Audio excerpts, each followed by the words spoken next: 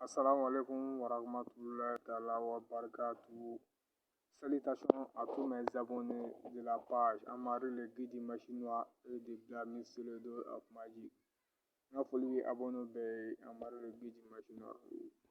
Munu abonné lono, munu abonné lente, nga foli bi jembe.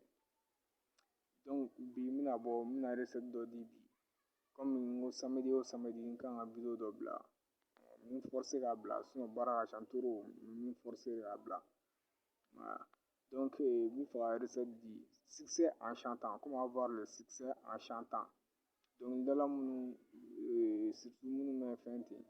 pour que i ka succès sɔrɔ ka contrat ni fɛnw sɔrɔ dɔnkilida la ni fɛnw i bi m'a di kuranɛ ta kan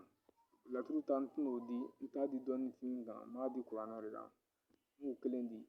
bɛ se k'o de di i b'a fɔ i bɛ suratu isara sɛbɛn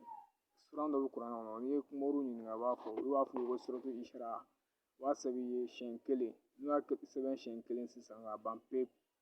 i b'a ko ka nasi bɔ ka zafarani k'a la n'o tɛ yen fɛnɛ pas de problème comme ça i bɛ sɔrɔ ka min fo tile 7 lundi mardi mercredi jeudi vendredi samedi dimanche a bɛ dafa tile 7 n'a dafara a bɛ nɛn sabati kosɛbɛ kosɛbɛ ka kumakan sabati ka diya mɔgɔw ye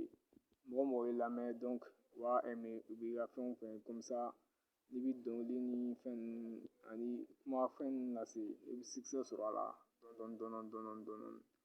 voilà o de kɔni nɔgɔlen d'an ma bi a y'a partager toujours partager ka partager a kana ɲinɛ partageli kɔ minnu bɛ da dɔnni ko la a kana kɛ a besoin tɛ hali a ka abonné ni i dalen tɛ dɔnni na kana kɛ kana hali abonné a la n'i dalen tɛ dɔnni na kɔni abonné ne ka page la quoi parce que minnu dalen don a la ko dɔnni bɛ yen minnu dalen don a la ko sababu bɛ yen a bɛ ka di olu de ma quoi e minnu dalen t'a la bon j'ai pas besoin de k'i abonné quoi je m'en fous de ça ok Allahumma salli ala Muhammad wa ali Muhammad.